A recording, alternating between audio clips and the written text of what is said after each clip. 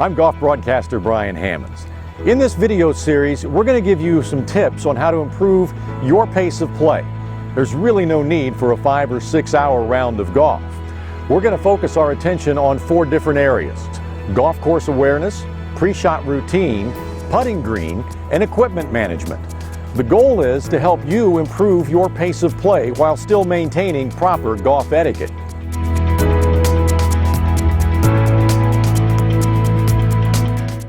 The first key to improving pace of play is golf course awareness, which is simply understanding situations and being ready to play.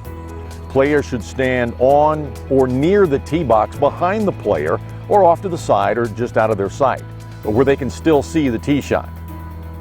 On the tee box, as the first player prepares to play, now the other players in the group should grab the club that they intend to play off the tee and have their golf ball and tee in hand. As soon as the first player plays their tee shot, the next player should begin to walk towards the teeing area, tee their ball up, and begin their routine. Each subsequent player should do the same until the entire group is teed off. As you leave the tee, you should begin to walk in the general direction of your tee shot and not as a group in the direction of the first player to hit. Players are encouraged to be social if you would like, but you still need to be moving in the direction of your tee shot. Now here's one of the biggest ways you can save time. Don't stop at the first ball. It's okay to walk all the way to the location of your golf ball as long as you're not in the line of play, and you can determine that on your way to your golf ball. If you are in their line, get to your ball, but just stand to the side so you won't be in their way. Once you get to your ball, go ahead and prepare for your shot as long as it's not a distraction to the one that is playing theirs. Things you can do in this time include taking out your rangefinder and figuring out your distance to the hole, check the wind, and pull a club. As soon as the player before you plays their shot, you should already know your yardage, you should know the wind direction, you should have your club in your hand, then just go through your routine and play your shot. Now at times, it may be best for a player who is not farthest from the hole to play first. As players get to their golf balls, they should evaluate the situation and communicate with each other what the best order of play just might be. Just because a player is out doesn't mean that they should always play first. Now, one situation where this can be used is if the player who is out is waiting on the green to clear. Another player in the group might be further ahead but may not have a shot to the green. They may have to punch out or something like that. So in that case, that player can go ahead and play ahead of the player who's farthest away from the hole.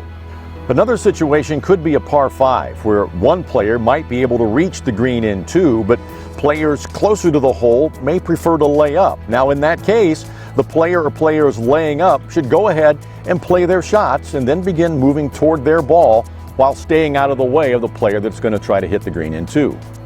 Another example might be if a player is taking relief or determining the best way to proceed under the rules of golf. It is best for another player or players to go ahead and play their shot while they go through that procedure. Additionally, if a player is in need of a ruling and a rules official is present, there's no reason for players to stand around and wait on that ruling. The other players in the group should go ahead and move toward their next shots, or in some situations, play the remainder of the hole and allow the official to get the other player caught back up. And while we're on the subject of rules, if you have a question about a ruling or how to handle it, it's okay to play a second ball for that hole. Record the score of both balls, and then once you catch up with a rules official or a coach, then you can decide which score will count on your card.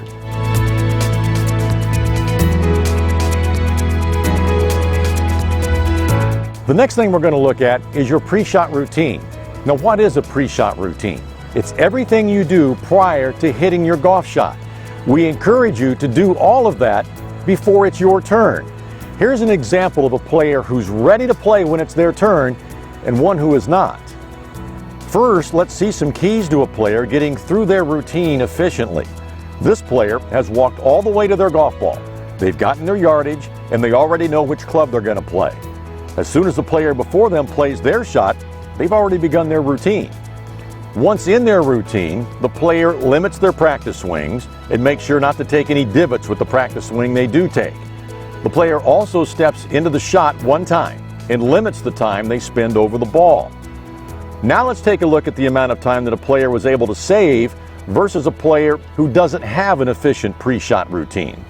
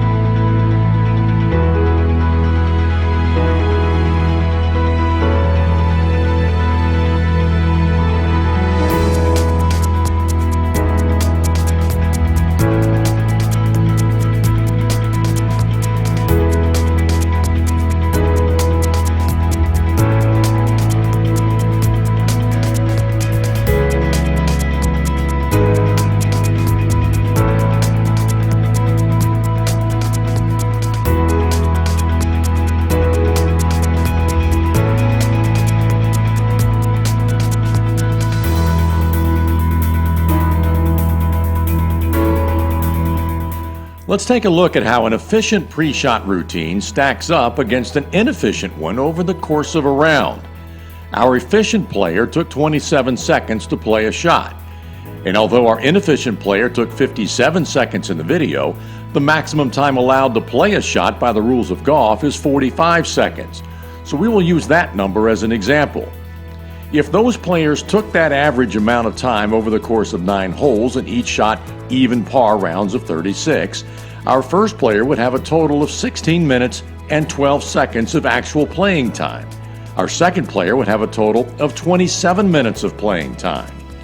Over the course of 18 holes, those numbers double, with player 1 taking 32 minutes and 24 seconds, and player 2 taking nearly 22 additional minutes for a total of 54 minutes.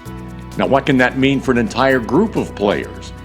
If we have a foursome of efficient players averaging 27 seconds per shot and shooting even par, their total time would be just over 2 hours and 9 minutes.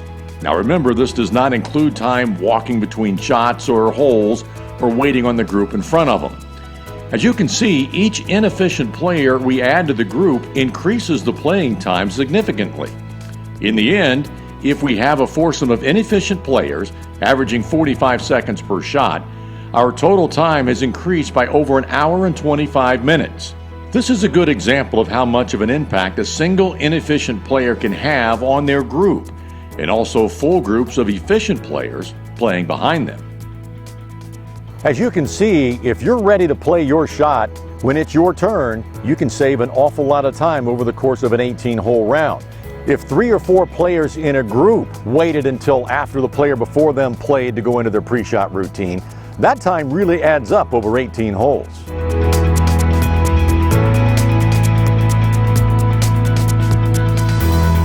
Now let's move to the putting green. With a foursome hitting somewhere between 120 and 150 putts per round, the putting green is a key place to save time. As in many other areas, the more you can do before it's your turn is important. Our first scenario is you're approaching the green. Your ball is behind the hole. Take that opportunity to make your first read before marking your golf ball.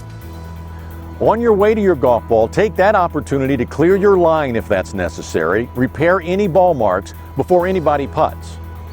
Obviously, everybody in your group is going to need to read their putts. You can read your putt at the same time, or while they are putting, as long as you're not a distraction. Now, you've already read your putt, so as soon as the player before you makes contact, your ball should be back on the ground and you should be ready to go. And then you can make your final read as the player before you either picks their ball out of the hole or marks their ball.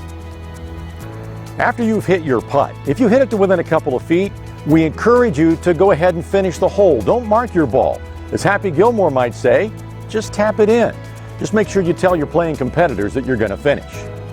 In a few situations, it might be best for a player to go ahead and putt even though they are not farthest from the hole. One of those situations would be when a player in a bunker plays a shot onto the green into a position where they are still farthest from the hole. Now that player has to rake the bunker and then get to their ball, so while you're waiting, there's no need to wait. Go ahead and putt. Another situation would be a player who has chipped the ball over the green or into a position where they are still farthest from the hole.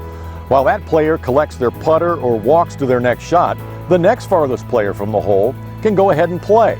In both of those situations, the player should communicate to the other player that they may go ahead and play.